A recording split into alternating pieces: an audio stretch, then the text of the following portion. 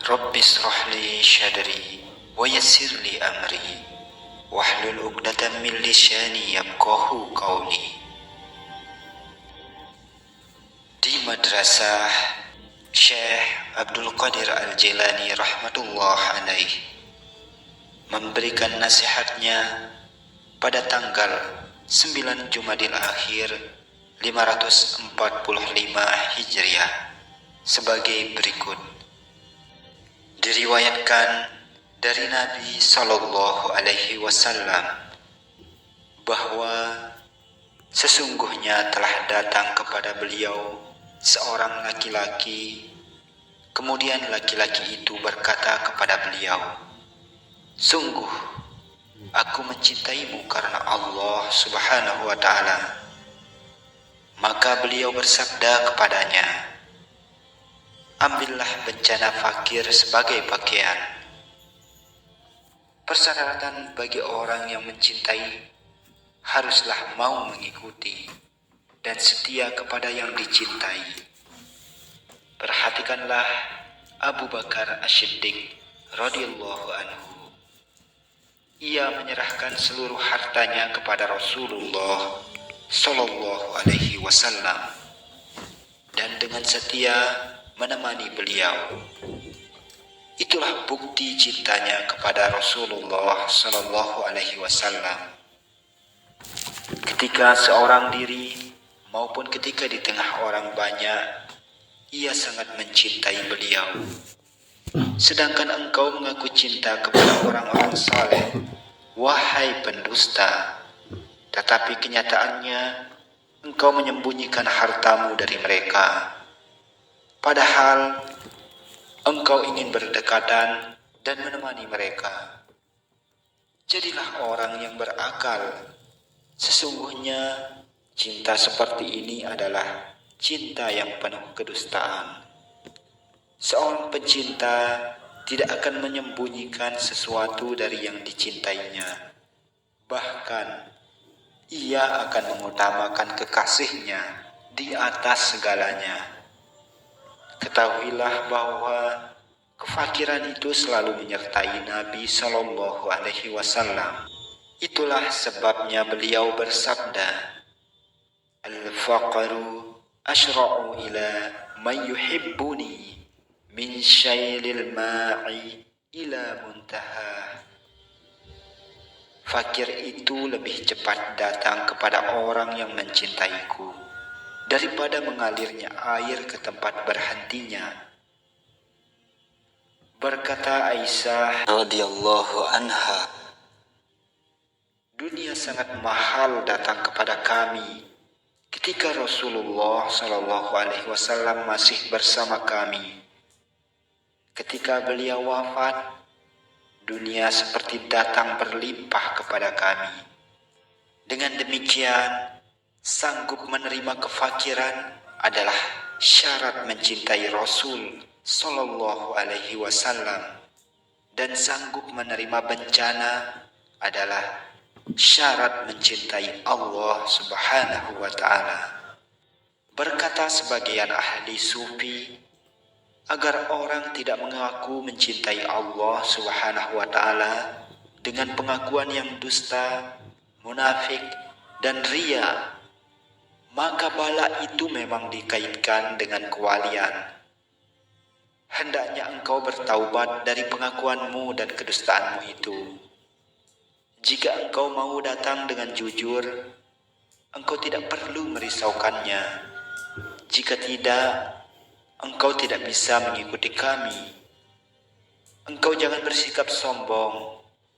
Jika engkau sombong, engkau tidak akan diterima, tetapi justru akan dihina. Agar mereka tidak membinasakanmu, janganlah engkau bermain-main dengan ular maupun binatang buas. Silahkan maju menghadapi mereka jika engkau memang memiliki keberanian dan kekuatan. Ketahuilah bahwa jalan menuju Allah Subhanahu wa Ta'ala itu memerlukan kejujuran dan cahaya ma'rifat. Matahari ma'rifat itu tidak akan pernah terbenam siang maupun malam. dan ia akan terbit di hati orang-orang yang benar. Berpalinglah engkau dari orang-orang munafik yang menentang murka Allah Subhanahu wa Ta'ala, wahai gulam, agar engkau menjadi orang yang berakal. Kebanyakan manusia tak ubahnya seperti binatang yang mengenakan pakaian. Oleh karena itu, janganlah engkau mengikuti mereka. Ambillah cermin, kemudian pandanglah dan renungkanlah. Berdoalah memohon kepada Allah Subhanahu wa Ta'ala agar engkau dapat memandang dirimu sendiri dan diri mereka. Aku dapat melihat keburukan makhluk dan kebaikan Khalik, karena aku telah mengenal dengan sebenarnya siapakah makhluk dan siapakah Khalik. Selamatkanlah kami dari kejahatan makhluk, ya Allah, dan berikanlah kami kebaikan-Mu di dunia maupun di akhirat. Amin, amin, ya Rabbal Alamin. Aku menginginkan kebaikan itu untukmu, bukan untukku. Jika aku mengambil sesuatu darimu, sesungguhnya hal itu untuk keperluanmu juga. Ketahuilah bahwa aku tidak memerlukan sesuatu yang aku ambil darimu. Aku memiliki mata pencaharian, kemudian aku bertawakal kepada Allah Subhanahu wa Ta'ala. Apa yang engkau bawa kepadaku itu, aku tidak melihatnya. Sebagaimana orang munafik yang riya dan pura-pura bertawakal kepada Tuhannya. Jadilah engkau orang yang berakal. Janganlah engkau sombong kepadaku. Nggak nambah-nambah. Bu, nabung tuh susah banget sih. Kan aku udah gak sabar pengen main Ketahuilah bahwa aku hendak menggosok hati manusia, yakni penduduk bumi ini.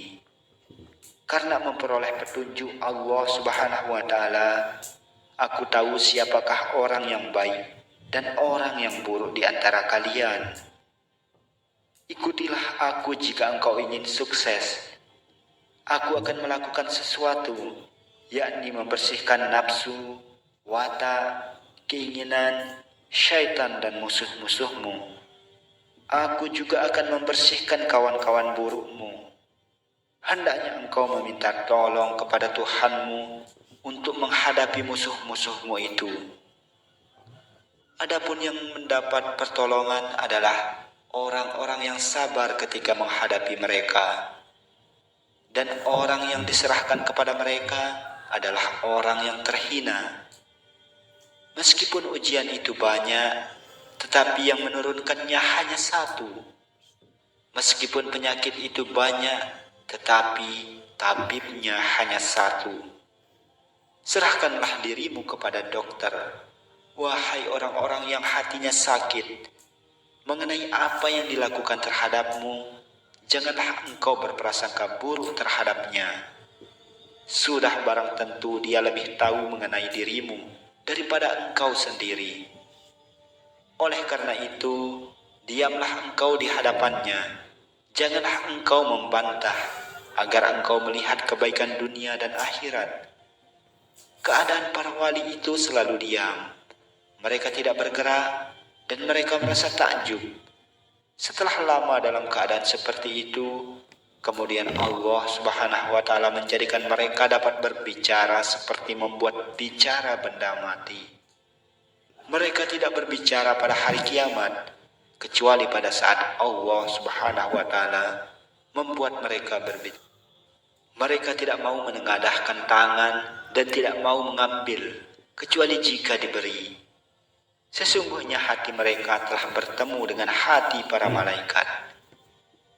Allah Subhanahu wa Ta'ala berfirman, yang tidak mendurhakai Allah terhadap apa yang diperintahkannya kepada mereka dan selalu mengerjakan apa yang diperintahkan. Quran Surat At-Tahrim ayat 6. Akhirul kalam, wabillahi taufiq wal hidayah. Wassalamualaikum warahmatullahi wabarakatuh.